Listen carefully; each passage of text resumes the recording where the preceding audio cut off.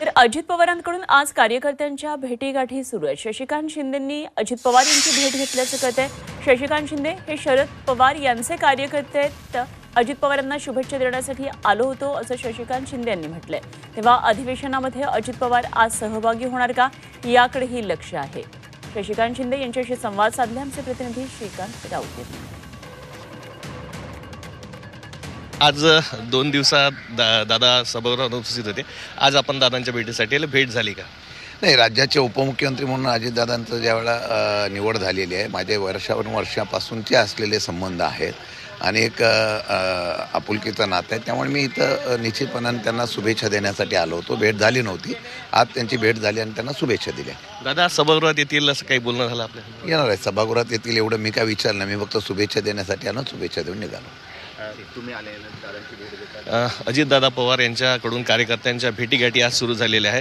2 दिवस दादा सभागृहात अनुपस्थित होते, मात्र आज दादांच्या भेटीसाठी मोठ्या प्रमाणात कार्यकर्ते आणि शिवाय मंत्री देखील आले आहे आणि या सगळ्यांच्या भेटीगाठी दादा आज घेत आहेत। त्यामुळे दादा आज सभागृहात देखील उपस्थित राहण्याची दाट शक्यता आहे। श्रीकांत राऊत, झी मीडिया, नागपूर।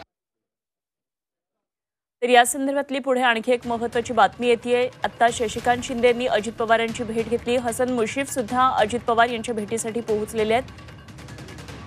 तर आदिती तटकरे यांच्या संदर्भातली ही बातमी येते। आदिती तटकरे यांनी अजित पवार यांची भेट घेतल्याचं कळतंय।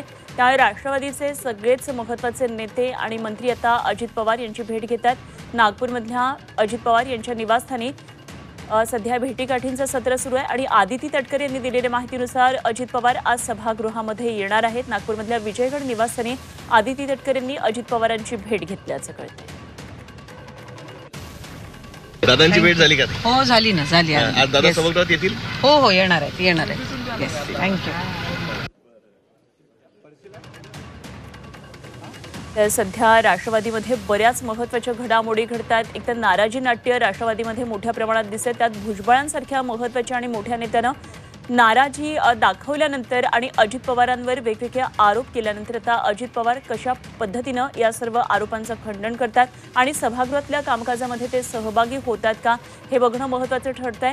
खरं तर हिवाळी अधिवेशनाला सुरुवात होऊन आजचा 3रा दिवस आहे, मात्र पहिल्या 2ही दिवशी तसंच राज्यपालांनी आयोजित केलेल्या चहापानाच्या कार्यक्रमाला सुद्धा अजित पवार अनुपस्थित होते।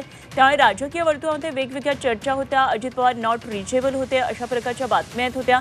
आज मात्र विविध मंत्र्यांकडून आणि राष्ट्रवादीतल्या महत्त्वाच्या नेत्यांकडून अजित पवारांच्या भेटीगाठी होतात आणि त्यांच्या विजयगड या निवासस्थानी कार्यकर्ते पदाधिकारी त्यांच्या भेटीसाठी पोहोचतात। आदिती तटकरे यांनी सुद्धा अजित पवारांची काही वेळापूर्वी भेट घेतली। हसन मुश्रीफ सध्या पोहोचलेत।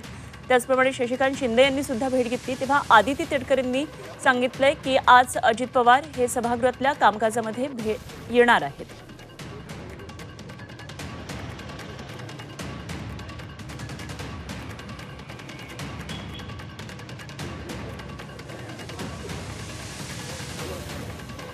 तर विजयगड निवासस्थानी हे सगळं आता भेटीगाठींचं सत्र सुरू आहे। अजित पवार यांच्या भेटीसाठी मोठ्या प्रमाणामध्ये कार्यकर्ते दाखल झालेले आहेत आणि अजित पवार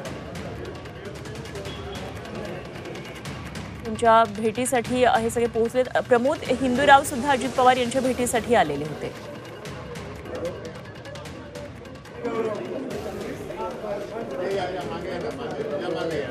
आणि आमच्या प्रतिनिधींनी प्रमोद हिंदूराव यांच्याबरोबर बातचीत केली आहे, पाहूया।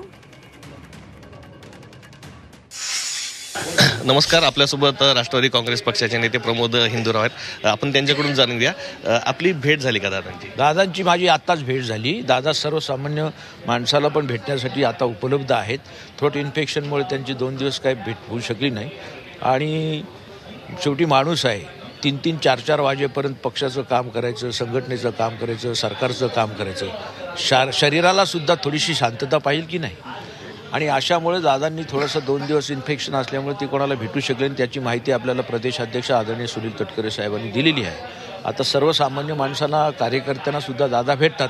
महाराष्ट्रातनं, विशेष करून विदर्भातनं काल 400 ते 500 माणसं आली होती, तर त्याच्यातली बरेचसे लोक आज परत भेटायला आले दादांना, तर त्यांना दादा भेटतात।